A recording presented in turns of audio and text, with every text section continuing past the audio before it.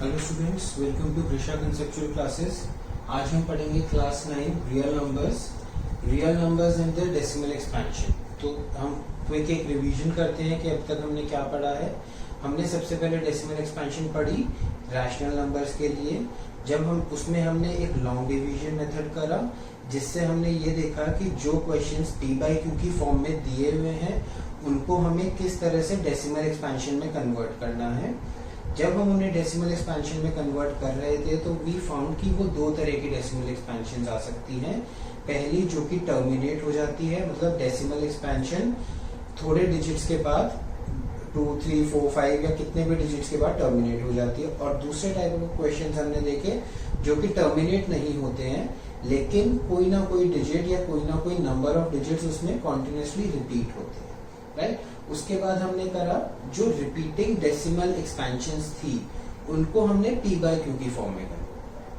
तो जब हमने वो करा तो उससे हमें ये पता चल गया कि जो रैशनल नंबर्स होते हैं जिनको हम p/q की फॉर्म में लिख सकते हैं, उनकी डेसिमल एक्सपेंशन की फॉर्म में अगर हमें पता करना है कि कौन सा नंबर रैशनल है कौन सा नहीं है, तो उसकी कंडीशन क्या है कि उसकी डेसिमल एक्सपेंशन या तो टर्मिनेट हो जानी चाहिए, और अगर वो टर्मिनेट नहीं होती है तो वो रिपीट होनी चाहिए, मतलब डेसिमल एक्सपेंशन में डिजिट्स रिपीट या रीअकर होनी चाहिए।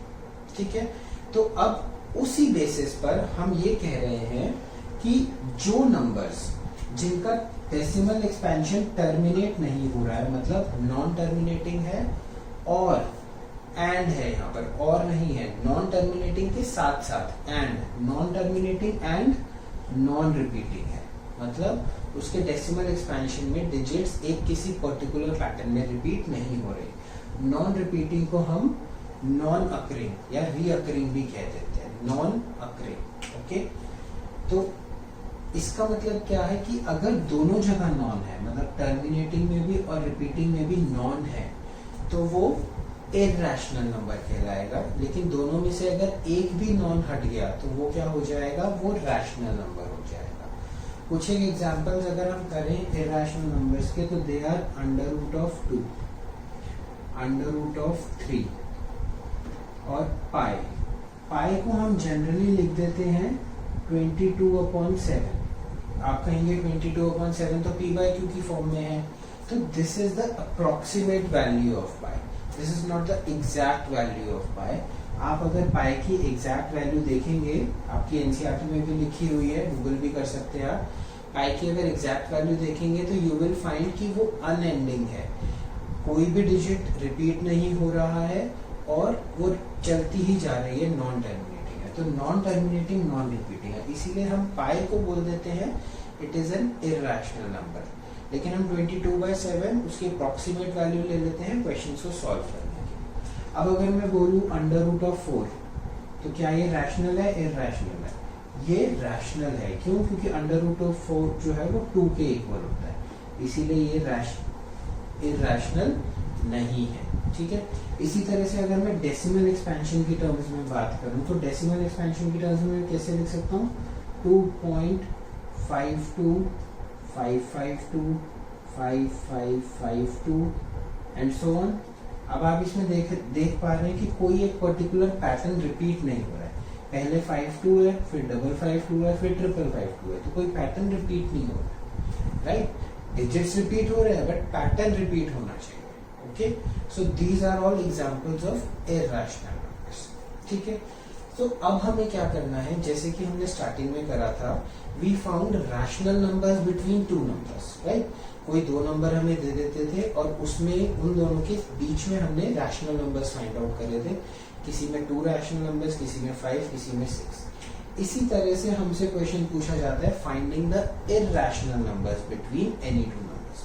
सो सबसे पहली चीज, किन्हीं भी दो नंबर्स के बीच में कितने इरैशनल नंबर्स हो सकते हैं। जैसे 4 और 5 जो हमने यहाँ एग्जांपल लिया, कितने इरैशनल नंबर्स हो सकते हैं, इनफाइनाइट। कितने रैशनल हो सकते हैं, इनफाइनाइट। तो 4 और 5 के बीच में इनफाइनाइट इरैशनल है और इनफाइनाइट ही रैशनल नंबर्स है। उसमें से हमें सिर्फ 2 बताना है। ठीक है, तो देखो मैं लिख रहा हूँ 4 से बड़ा होना चाहिए और 5 से छोटा होना चाहिए। तो 4.3 4 से बड़ा है और 5 से छोटा है, लेकिन ये तो अभी रैशनल है, अब इसको मुझे इरैशनल में कन्वर्ट करना है। 0, 5, 6, 8, 9, 5, 7, 0, 2, 8 एंड सो।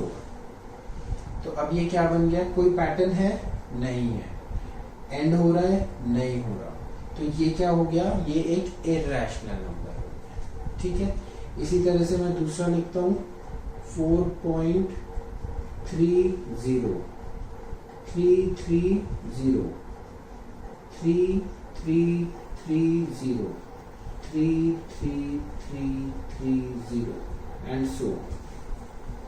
ठीक है, तो अब इसमें देखो कोई डिजिट रिपीट हो रहा है, कोई पैटर्न रिपीट हो रहा है, नहीं हो रहा, तो ये भी क्या हो गया, हमारा इरैशनल नंबर हो गया। और ये दोनों इरैशनल नंबर्स किसके बीच में लाया करते हैं, 4 and 5 के बीच में। ठीक है, so this was an easy thing, इसमें हमें उतना लंबा प्रोसीजर करने की जरूरत नहीं है, नॉर्मल आराम से आ गए। ठीक है, अब देखो एग्जाम्पल नंबर 2 जो मैंने लिखा है, find 3 irrational numbers between 5/7 and 9/11। ये क्वेश्चन आपका एनसीईआरटी एक्सरसाइज 1.3 का क्वेश्चन नंबर 8 भी है। अब ऐसे क्वेश्चंस में हम क्या करते हैं, हमें सबसे पहले 5/7 और 9/11 की डेसिमल एक्सपेंशन निकालनी पड़ेगी, तभी हम उसके इरैशनल नंबर्स लिख पाएंगे। Always remember, irrational numbers p/q की फॉर्म में नहीं होने चाहिए। रैशनल नंबर्स तो हम निकाल सकते हैं, इनको ऐड करके डिवाइडेड बाय 2 या डिनोमिनेटर सेम करके, जो हमने पहले मेथड्स पढ़े हुए हैं। बट अगर हमें इरैशनल नंबर निकालना है तो हमें लॉन्ग डिवीजन से इसका डेसिमल एक्सपेंशन निकालना पड़ेगा। तो उसके लिए हम क्या करेंगे, हम पहले डेसिमल एक्सपेंशन निकालेंगे 5/7 का। तो 5 डिवाइडेड बाय 7, जीरोस लगा देते हैं इसके आगे कुछ। तो सबसे पहले क्या आएगा, 5 डिवाइड्स बाय 7 नो, तो 0.50, 7 7 से 49, क्या बचा 1, 0 कैरी फॉरवर्ड। अब यहाँ पर हम रिमाइंडर साथ के साथ लिखते जा रहे हैं। यहाँ पर r क्या है 5, यहाँ पर क्या है r इज इक्वल्स टू 1। ठीक है, तो 7 1 आएगा, 7 1 से 7, 3 एंड 0 कैरी फॉरवर्ड 30। तो यहाँ रिमाइंडर क्या आता है हमारा 3। तो 7 4 से 28, यहाँ रिमाइंडर हमारा क्या है 2 आ रहा है। रिपीट अभी तक कहीं पर भी नहीं हुआ, तो ये हो जाएगा 20। 7 2 से 14, ये हो गया 6, 0 कैरी फॉरवर्ड 16, यहाँ रिमाइंडर आया हमारा 6। 7 8 से 56, 56 रिमाइंडर आया हमारा 4। रिपीट हुआ अभी तक नहीं हुआ, तो ये हो गया 40। 7 5 से 35, रिमाइंडर आया हमारा 5, रिमाइंडर आया हमारा 5। रिपीट हो रहा है, यस, फर्स्ट और लास्ट रिपीट हो गए हैं। ठीक है, तो हम क्या लिखेंगे, 5/7 इज इक्वल्स टू 0.714285 बार। ठीक है, तो this is a rational number, इस तरह से हमने उसे एक्सप्रेस कर दिया। ऑलराइट, इसी तरह से हम निकाल लेंगे 9/11 के लिए। सो इसको निकाल देते हैं, जीरोस लगा देते हैं। So this will be 0.88820। सो यहाँ पर रिमाइंडर था हमारा 9 और यहाँ पर रिमाइंडर था हमारा 2। ठीक है, तो 11 1 से 11, ये आ गया 9, रिमाइंडर आ गया हमारा 9। तो ये तो बहुत जल्दी रिपीट हो गया, 9 और 9 रिमाइंडर सेम आ गया। तो इसका मतलब 9/11 इज इक्वल टू 0.81 बार।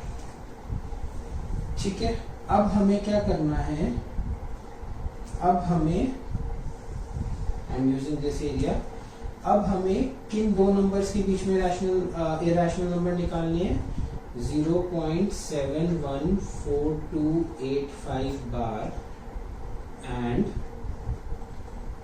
0.81 बार। तो 0.71 से बड़ा होना चाहिए, 0.81 से छोटा होना चाहिए, उसके बीच में हमें 3 इरेशनल नंबर्स निकालने। सो लेट्स राइट 0.71 से बड़ा, तो फर्स्ट हमारा आ जाएगा 0.74 निकाल लिया हमने, इसके आगे कुछ भी लगाते जाइए 5 6 8 9 0 7 2 3 एंड सो ऑन। ठीक है, सेकंड निकाल लेंगे 0.75 लिख देते हैं, इसके आगे कुछ भी लिखते जाइए 6 8 7 5 4 3 2 1 0 1 4 5 एंड सो ऑन। ऐसे थर्ड लिख देते हैं हम 0.8 भी लिख सकते हैं, 80, ये 81 था, हमने 80 लिख लिया, 80 90 70 6 5 4 2 1 8 9 एंड सो ऑन। कोई भी 3 नंबर्स आप अपनी मर्जी से बना सकते हैं, जरूरी नहीं है यही 3 नंबर्स बनाने हैं।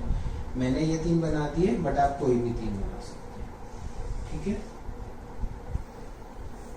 सो हमने 2 नंबर्स के बीच में रैशनल नंबर निकालना भी सीख लिया, इरैशनल नंबर निकालना भी सीख लिया, रैशनल इरैशनल की डेफिनेशन भी सीख ली, एंड ये सब सीख लिया। अब हम एक्सरसाइज 1.3 के कुछ क्वेश्चंस देखते हैं, लेट्स सी। उसमें I hope I have covered everything, but still एक बार डिस्कस कर लेते हैं उसको। ठीक है, so let's move on that. So now let us discuss NCERT exercise number 1.3. Here the question number 1 says that we have to write all these in the decimal form, that is we have to write the decimal expansion of all of these. So first one is 36 upon 100. So this is the easiest one, 0.36, right? So 1 upon 11 आप long division method से करेंगे, 1 upon 11 of course ये जो आएगा ये एक repeating decimal expansion आएगा, terminate नहीं होगा। Alright, then it is 4:1/8, that is 33 upon 8. You will find that it will terminate. How am I able to find? By looking at this only. I'll tell you later on, but I can tell you that this will terminate. Okay. So the fourth part is 3/13. इसको भी आप long division से करेंगे। जब आप long division से करेंगे तो it will not terminate. There will be some kind of a repetition in the numbers. Similarly 2/11, अगर आपने 1/11 की वैल्यू फाइंड आउट कर ली है, then 2/11 is just multiplied by 2, you will get 2/11, right? And the last part is 329 upon 400. So I would suggest that instead of doing it by 400, we can write it as 329 upon 4 into 100. हम 329 को 4 से divide कर लेते हैं for the long division method, और फिर हम उसको डिवाइडेड बाय 100 कर लेंगे। कैसे? It will be lot easier with that. 329 long division method से हम करेंगे 4 से divide, right? So 8 4s 32, this is 0, 9 carry forward, 4 2s 8, 1 point आ गया, कैरी फॉरवर्ड 0, यहाँ पे भी पॉइंट आ जाएगा, 4 2s 8, 4 2s 8, this will be 2, 0 carry forward, 4 5s 20. ठीक है, तो हमारे पास क्या आया? 329 upon 400 will be equals to 82.25 upon 100. So this will be equals to 0.8225, right? So doing this was a lot much easier than if you have been doing it by 329 divided by 400. Alright. Now the question number 2. इसमें हमें दिया हुआ है that 1/7. Let me rub this. So the question number 2 says उसमें हमें 1/7 की value दी हुई है and हमें निकालनी है 2/7, 3/7. So 1/7 is equals to 0.142857 bar. Okay, so now I have to find 2/7. So what I will do is 1/7 into 2. I'll just multiply it by 2. 0.142857 into 2 bar. Bar will remain as it is. ठीक है, तो ये क्या आएगा? Side में करके देख लेंगे। 142,857 को आप 2 से मल्टीप्लाई कीजिए, क्या आएगा? 7 2 से 14, 5 2 से 10, 11, 1 carry, 8 2 से 16, 17, 1 carry, 2 2 से 4, 5, 4 2 से 8 and 2. So you can write it as 0.285714 whole bar. Similarly, 3 by 7, multiply this by 3, 4 by 7, multiply this by 4. ठीक है, 22 by 7, multiply it by 22, you'll get the approximate value of pi. Alright, so अगर आप इसे ऐसे भी ना करना चाहें, आप 2 by 7 निकालेंगे, so you will find that the answer will be this one. Okay, you can cross check. आप इसे cross check भी कर सकते हैं. So now question number 3. Here we have to convert it in P by Q form. I think everyone can do it. 0.6 bar, 0.47 bar is on 7 only, and 0.001 bar. 0.001 bar we have discussed already. Rest all you can do easily. Question number 4 also we have discussed. The answer comes out to be 1, and yes, we were little surprised. Okay. Now the question number 5. 1 upon 17. Yes, this is a big question. So 1 upon 17 you'll have to do it because it's given in your NCERT book. 1 upon 17 will give you a very big answer. It will be non-terminating and repeating, but it will repeat after many decimal places, approximately 8 to 10 decimal places. Okay, so you have to do it.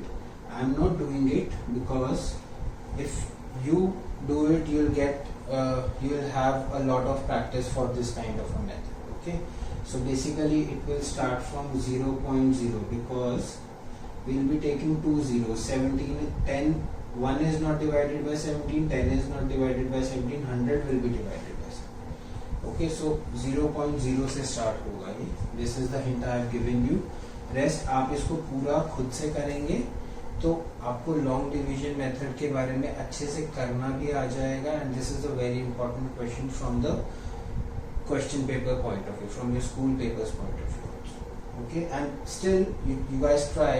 If you guys having any doubt, you can just message me in the comment section and I'll surely reply to it. Now the question number 6. Now in this question I'll tell you that how was I able to tell you whether this will terminate, whether this P by Q form will terminate or not. इसमें हमसे क्या पूछा गया है? He is asking us कि आप हमें P by Q form में Q के बारे में कुछ बता सकते हैं, ऐसा बता सकते हैं जो ये डिफाइन करे कि कौन सा P by Q फॉर्म वाला एक्सपेंशन टर्मिनेट होगा और नहीं होगा. तो यस, मैं बता सकता हूँ Q अगर 2 और 5 का फैक्टर होगा तो ये टर्मिनेट होगा. मतलब सिर्फ 2 और 5, उसके फैक्टर्स में 3, 7, 2 और 5 के अलावा और कोई प्राइम फैक्टर नहीं आना चाहिए. फॉर एग्जाम्पल अगर डिनोमिनेटर में 8 है तो 8 किसका फैक्टर है? 2 into 2 into 2, तो सिर्फ 2 आ रहा है, तो जिसके डिनोमिनेटर में 8 होगा वो टर्मिनेट होगा. ऐसे ही अगर मैं कहूँ 25 को क्या हम लिखेंगे? 5 into 5, तो ये भी टर्मिनेट होगा.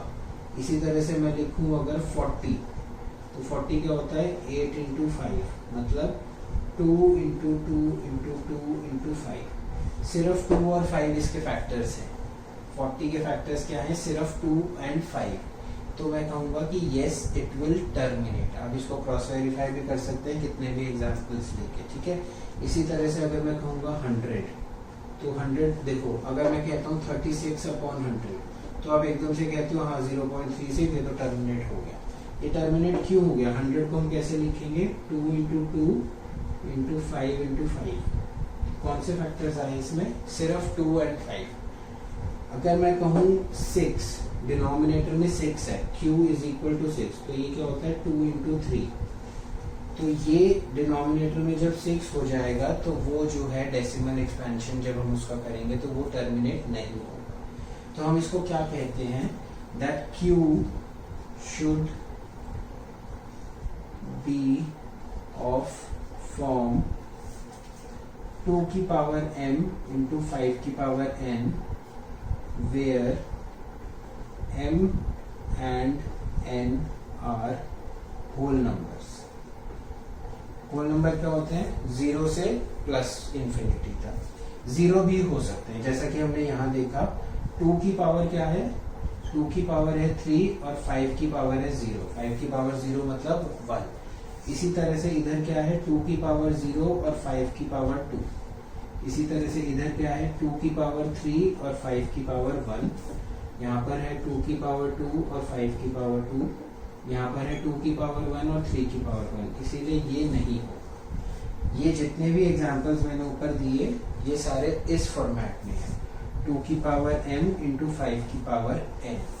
इसीलिए इसकी जो डेसिमल एक्सपेंशन है वो एक टाइम के बाद आके टर्मिनेट हो जाए. तो कोई भी आपसे पूछे कि what can you tell about the factors of q, so we will write that q should be of the form 2 to the power m into 5 to the power n, where m and n are whole numbers. Okay, now we will do another question.